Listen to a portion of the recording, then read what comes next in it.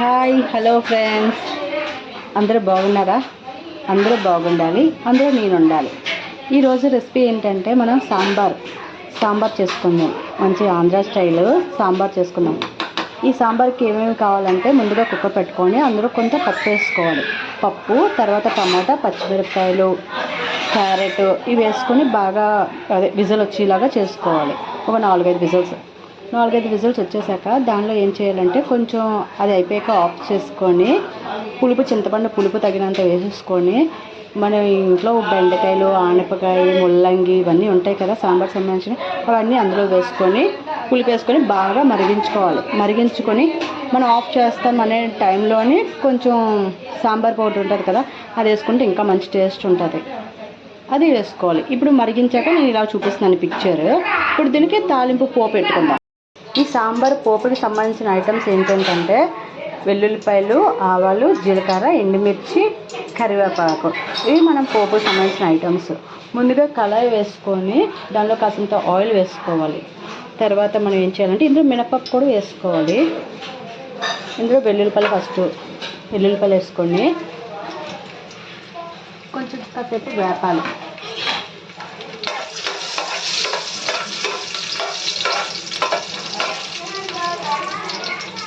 Next ఇందులో మినపప్పు ఉంటుంది కదా, మినపప్పు కూడా వేయాలి. తర్వాత ఇందులోనే జీలకర్ర, ఆవాలు వేసుకొని కాసిన ఆనియన్స్ వేయాలి. ఆనియన్స్ వేసుకోవాలి.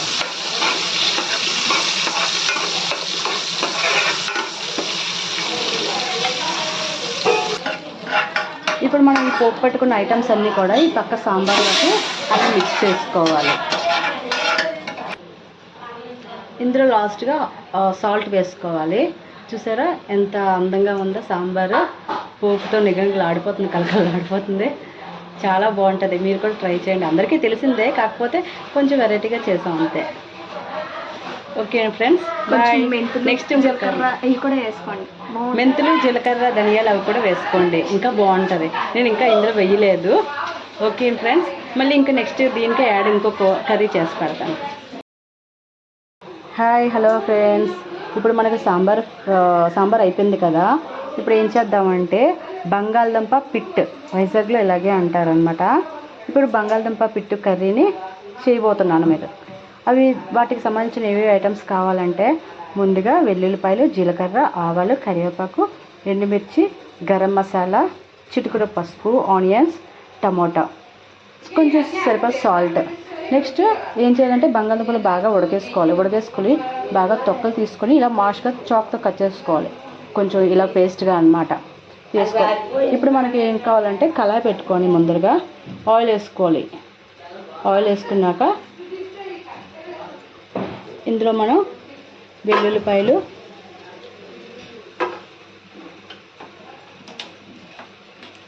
ముందరగా వేసుకోవాలి.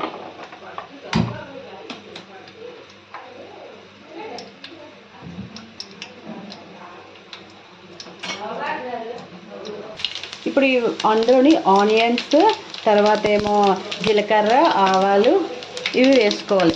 నెక్స్ట్ ఇందులో మనం టమాటాలు కట్ చేసాం కదా వాటిని కూడా వేసుకోవాలి. వేసుకున్నాక బాగా వేసుకోవాలి.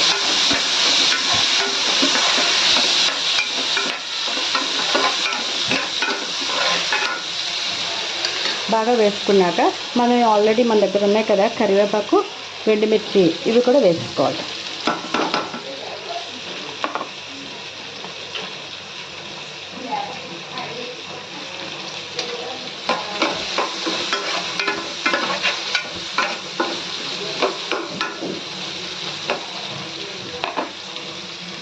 ఇలా మొత్తం బాగా దగ్గరికి వేగాలి. చూసారా, ఇందులోని కాసింత పసుపు, కొంచెం గరం మసాలా ఉంటుంది, లేదంటే అల్లం వెల్లుల్లి పేస్ట్ ఉంటుంది. ఇవన్నీ కూడా మనం సిమ్లో పెట్టుకొని బాగా వేగాలి. కొంచెం అల్లం వెల్లుల్లి పేస్ట్ ఉంటే అది వేసుకోవచ్చు, మంచి టేస్ట్ వస్తుంది. కొత్తిమీర ఉన్నా వేసుకోవచ్చు. నా దగ్గర కొత్తిమీర లేదు, వేయలేదు. కరివేపాకు వేసాను. బాగా కలాలి. ఇలా ముందుగా పసుపు వేసుకుంటే ఈ బంగాళదుంప ముక్కలోని బాగా కలుస్తుంది అన్నమాట. తర్వాత వేయకుండా ఇలా పోపులోనే ఈ బంగాళదుంపల ముక్కలు చేసాం కదా, స్మాష్ చేసాం కదా, అది కూడా ఇందులో బాగా మిక్స్ చేసుకోవాలి, ఈ పోపులో వేసుకోవాలి. ఇప్పుడు మనం దీనిలోకి తగినంత సాల్ట్ వేసుకోవాలి. సాల్ట్ వేసుకొని మళ్ళీ మిక్స్ చేయాలి. దీని మీద కాసేపు మూత పెట్టాలి మిక్స్ చేసుకున్నాక. చూడండి ఫ్రెండ్స్, ఫైనల్ లుక్ బంగాళదుంప పిట్ కర్రీ ఇది అనమాట. కంప్లీట్ అయిపోయింది. నెక్స్ట్ మన సాంబార్ కూడా కంప్లీట్ అయిపోయింది కదా, ఇది ఆఫ్ చేసుకున్నాను. నెక్స్ట్ రైస్ కూడా రెడీ అయిపోయింది.